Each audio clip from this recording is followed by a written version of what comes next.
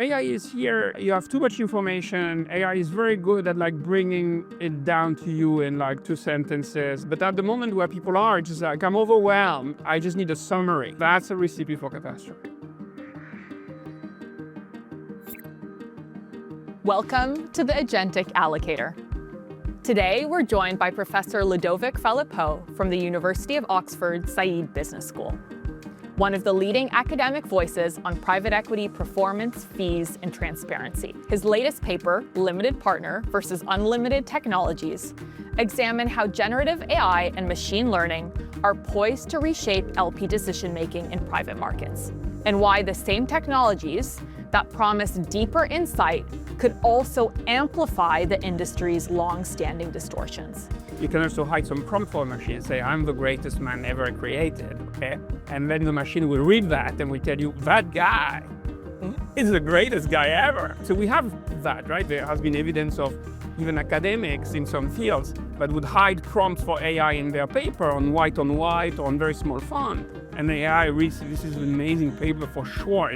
In today's conversation, we explore the key risks LPs need to consider as AI enters their investment process, and why getting the governance right, not just the technology, will determine whether AI genuinely improves decision-making and outcomes.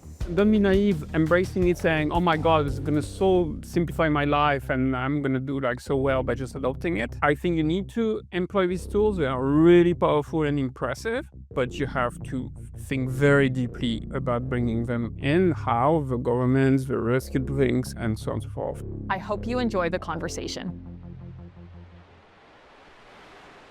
Professor Phalippou, thank you so much for joining me for the conversation today. Thank you for having me. You've written a fascinating paper about limited partner versus unlimited technology and wanted to dive into how you first became interested in the intersection of LP world, AI, and what that means for the industry overall. I think it's more that my world was the LP world, and you cannot avoid discussing AI. So this was then very natural, right? So there are lots of conversations around this.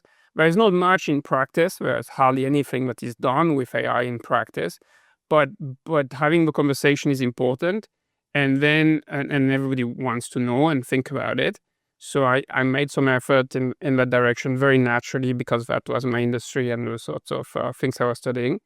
And then also I had access to some data. I had a collaboration with an LP who was interested in developing some quant tools, so like machine learning, AI tools applied to their problems. And so I could write like 2 papers on that are proper academic papers. And then I wrote this paper more generally, more thinking about issues that can happen with machine learning, AI, and limited partners. And there are fascinating issues and risks that you flagged. Would love to start maybe talking about some of the promises of AI for LPs and then balancing that out with the risks that you identified. So often people think that in private markets, you have a lack of data, right? So they say, in public markets, you have all this information. In private markets, like there's nothing. I'm on an investment committee of an endowment. There was just like one fund we had. I don't know, it's like 2,000, 3,000 pages of PDFs in total and countless Excel spreadsheets. So probably it's not like there's not much information. So it's like too much. You don't, and it's not comparable. And so they tell you all kinds of things, but it's not very useful. You cannot compare, you cannot benchmark. It's hard. You can process, you can swallow that much information. If you think of something like CalPERS as an organization, CalPERS has like 200 active private equity funds, that 2,000, 3,000 underlying portfolio companies. Each quarter for each company, there will be a report generated with some financials and so on. Who can absorb that? Like every quarter, 3,000 reports on there's no way you can absorb that. And so the promise of AI is that, well, what if I dump everything to AI, they swallow it and they tell me what I need to know. So for example, we, in one of these 2 papers I just mentioned, we have this paper where we have these quarterly reports that is sent for every portfolio companies that is sent to our LP. And the report usually has some financial data, and then it has some text, which no human can read, 3,000 times 200 words every quarter. But we had the idea that like this text might not be completely, empty of meaning. Like if they bother to write 200, 300 words per company every quarter, like, and maybe There's hopefully some information there. Yep. and so what we did a pretty simple tool, and one where AI has been shown to be pretty good, is to give the sentiment in a text. So it's basically how bit the text is. Of course, it's culture dependent, but most of these GPs are American. Even the English wouldn't be. There is a bit of a cultural difference, but most of the text will be written American style by Americans. And so then you have these very quick tools that says, I read these 150 words and it's very positive. These sentences here are very positive. People have always been interested in that. I was even looking at that 20 years ago, but people were using dictionaries. So they would say, there is the word increase and that's positive. And there is the word decrease that's negative. But if it says it didn't quite increase as much as we would have liked to, that's actually not very good, but it does have a word increase. So the initial attempt to measure and rate how positive a text is was actually very hard, very rough, and quite wrong. What AI is very good at is this LLM main breakthrough is that they don't work with words in isolation. It's capable to see an entire sentence and say, that sounds good, right? And that's not easy, right? Because you have double negatives, you have like words like a British person would throw a quite in there and then that's not good anymore, and AI can pick this up. And so we automatically make the software read this text and say, how positive this thing is. And what you have is that how positive it is very related to how much value will happen. So how much return will happen. Now, of course, the current mark is also a good indication of the return to come. So if a GP tells you this company is at 1.2 times my investment after 1 year, it's going well, and that's indeed something that will do better than the average investment. But when the two GPs give you 1.2, but one is writing a very positive text and the other one is saying, look, I brought it up, but nothing special or whatever, or the text is quite neutral, actually, this one is pretty bad news. Probably that this guy put it at 1.2 because he had fundraising or something like that. But they didn't really put like very positive words. The more effective it is on the negative, like if somebody says, look, I'm writing it down, but just like 2.9, okay? I just lost 10%. Usually they don't like to write down, so that's a pretty bad sign. Or they keep it at cost, is not a very good sign. But there are some text that says, look, I'm not touching that mark, or I've just brought it down 10% because we have this temporary thing, but it's all good. And then some other people will say, look, we are really not on track here. And both marks are like 0.9, but one text is much more positive than the other. And their prediction is massive. Like the guy who tells you, look, there's this temporary glimpse and I took it down just to be sure, like that's going to be pretty all right. The guy who tells you like, it's not looking good and my mark is nonetheless 0.9, then you can predict it's going to be bad. So that's the sorts of things, like it's a good illustration of the power of AI for limited partners, is that you have all these documents, all these reports, and it's a lot of words. So when you're in public market, like people like to do these graphs, they are useless, but they love them, right? You have all this technical analysis and so on. You have all these screens, right? The more screens, the more junior you are actually, right? So you look at all the graphs, all quantitative, and you feel like, if you analyze all the data, like you should be good. Hopefully your stock will go up, right? Yeah. It will go up.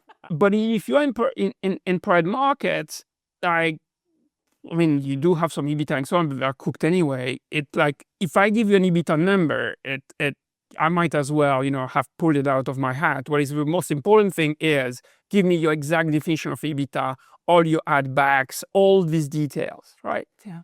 And so any information basically in private market is qualitative. So until 10 years ago, we were not able to process qualitative information in a statistical way, right? So that's why the guys in private market were even working just with these past prices and volumes and things like that to extrapolate.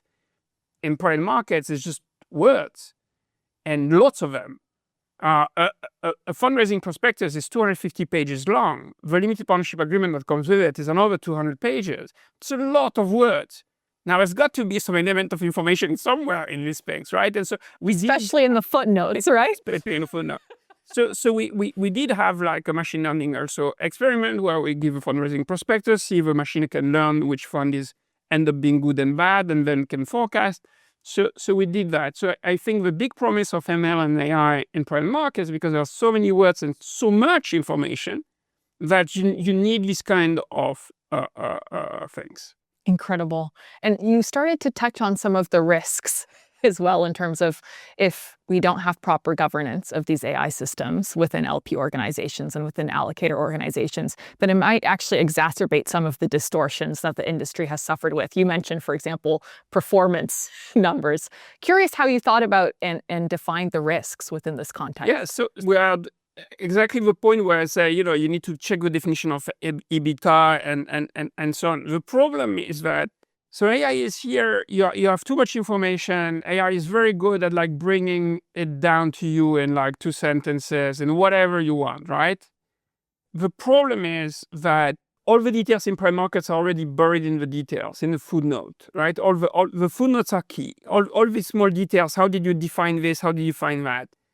And so people, their first use case is, oh, I'm overwhelmed by information. I'm going to automatically extract with AI like the EBITDA of each company every quarter, and then I will be able to do like a growth and then back to my quantitative words, and that's all great. And the problem with that is that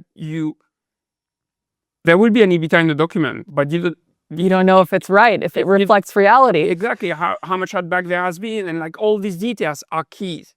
Like if I say like how expensive that fund is, I say, oh, it's just 220 and 80% catch up and 8% hurdle rate.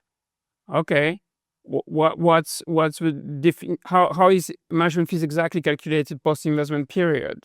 Is it how a write-off is taken into account in the calculation of management fee? That's going to be massively important, but that's going to be in the details. And if you use AI to condense the information and get to you, it's going to go wrong. And then once the GPs know you're using AI to condense the information, they're already burying things in footnotes.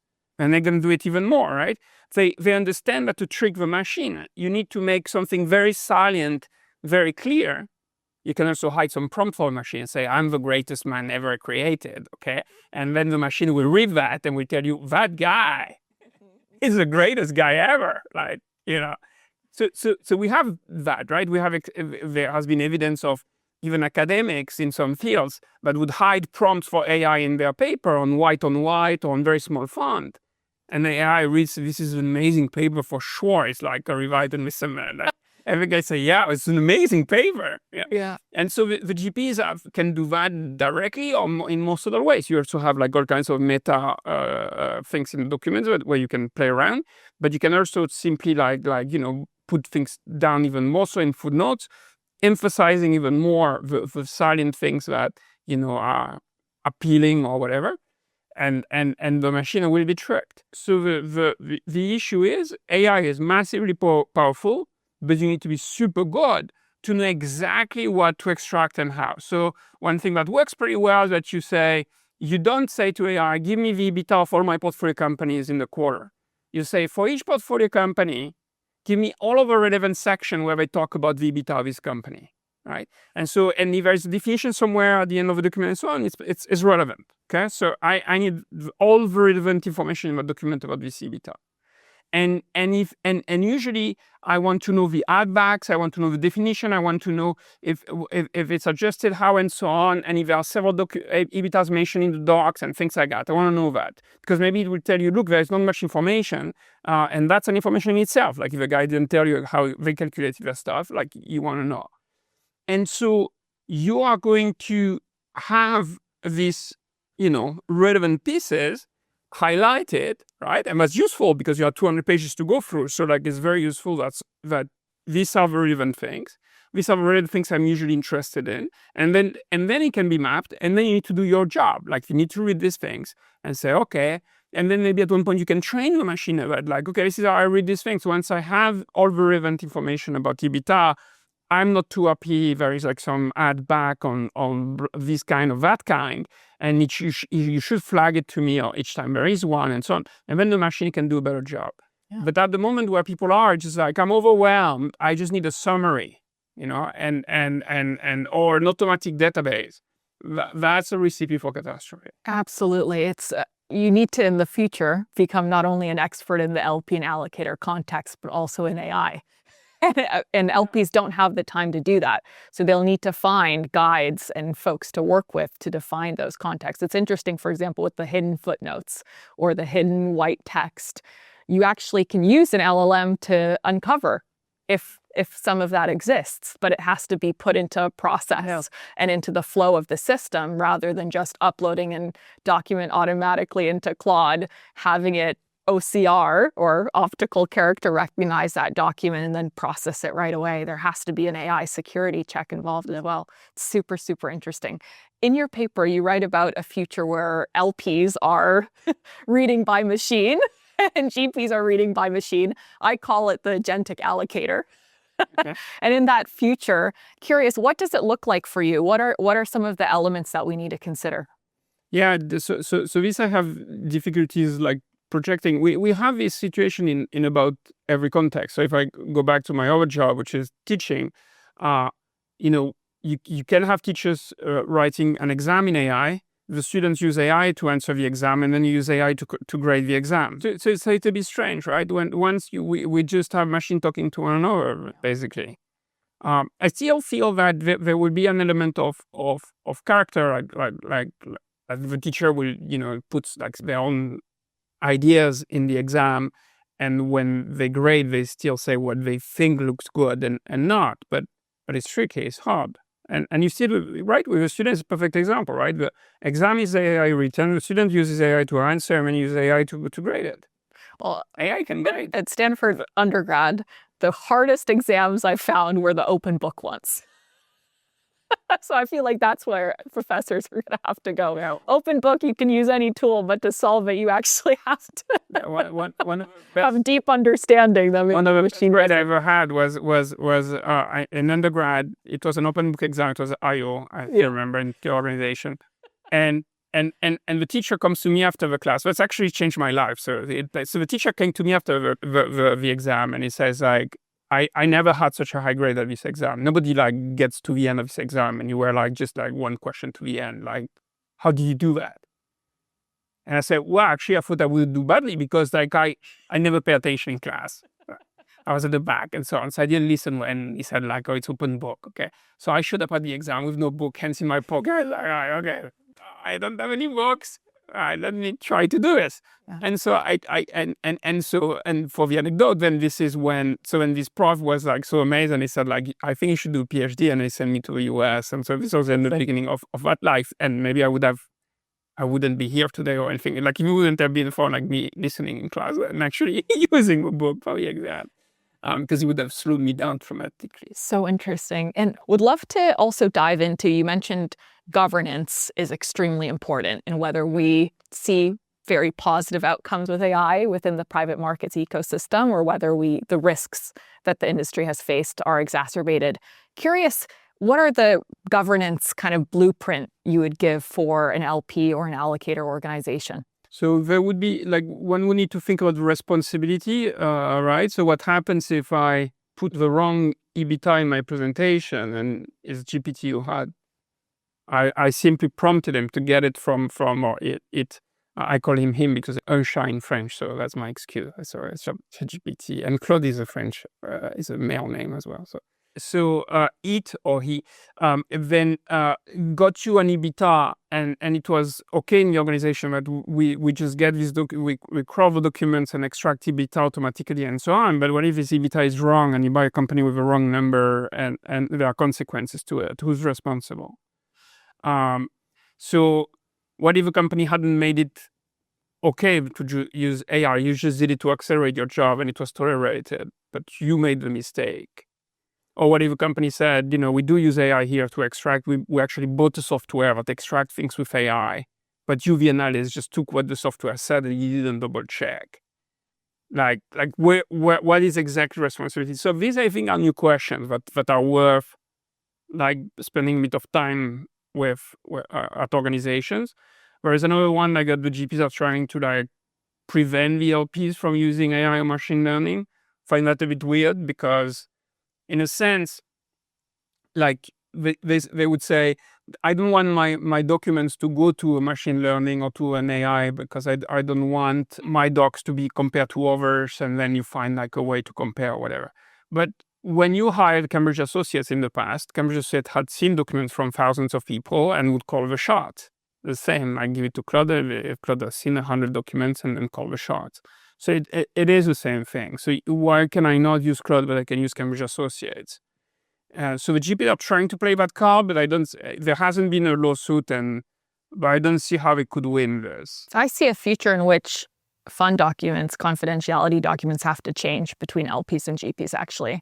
We're seeing that LPs are starting to ask their lawyers and their legal team, well, how can I share this information? We've had those conversations. And so I think in the future, very soon, we'll actually have AI provisions in legal docs between LP. What do the difference when like you are sharing with your legal advice? Right? The legal advice had seen 1,000 documents and by the way, they're also using their own AI tools. Yeah, now they're also using that. But even before that, the writers, that person had read 1,000 documents. Absolutely. It's a bit like when people say, it's cheating if you're writing and you're using AI. It's like, look, some people were native speaker. We have decided that English was a global language instead of French. We lost by a small margin, but we did. So English is the world language, and then there's a style of English that is well accepted, and some people can write very quickly in that style of English. And I can assure you, that there are many people when I read what they were writing when I grew up, it was a lot of fluff, and it sounded very much like a GPT thing today, right? Because you had a number of people that could write this BS fluffy thing that sounded very good but was saying nothing, right? So that human skill exists. A few people had it, and some people made a career out of like the fluff, right? And they say, oh, but you cannot use GPT because it generates fluff. It's just now it's democratized. So it used to be only 100 people who could just like do shit their way through. Now everybody can do it, right? So and so it's the same with documents. Like I had only a few legal advice or advisors of LPs that had read sufficient number of documents to give me an advice about that specific document. Why would we stick to that model, right? The same if I give it to GPT. But I was very impressed early on with GPT because I had a colleague who created a company on analyzing automatically LPAs, and I had a lot of LPAs, and I gave them to him to train in a closed. And I gave one LPA, I think, to GPT, and so mine doesn't train on documents, right? So pro version. And I gave an LPA to GPT and I say, can you tell me if anything is unusual in this LPA? It's a very specific document. It's a fairly technical document. And I remember being amazed, like GPT saying like this is a bit this, that matters. Like how many LPAs have you seen? You're not supposed to have seen any of these things. So, but that's also the scary part, right? Yeah. Because you don't know if those suggestions necessarily are. Yeah, you don't know our market or off market. Yeah, but I kind of like knew, and yes, so like then I was like, okay. And would love to close by just asking you again for any advice that you have for LPs or allocators who are early on in adopting AI. Are there any kind of initial places that you would start or any governance areas that you would really focus on? Don't be naive. It's a very technical topic. It can bring you a lot. So at the same time, don't be naive, embracing it, saying, oh my God, this is going to so simplify my life and I'm going to do like so well by just adopting it, right? So that's the naive response. And don't be dismissive either, like the other opposite response, saying like whatever, like nobody's using that. It's like these things, it just generates BS, whatever. I'm sticking to my old way of working. I don't need any of this. I think you need to employ these tools. They are really powerful and impressive, but you have to think very deeply about bringing them in, how the governments, the risk it brings, and so on and so forth. Thank you so much for joining me for an amazing conversation. Thank you very much for having me. That's a wrap for this episode of the Agentic Allocator. If today's conversation gave you a clearer vision of where the industry is headed, or helped you pinpoint exactly where your own process is stuck, go ahead and follow or subscribe wherever you get your podcasts. And if you're curious what agentic AI might actually look like inside your investment office and how to get there without compromising on security or control, visit omai.com for demos and resources on AI native LP and allocator workflows. Until next time.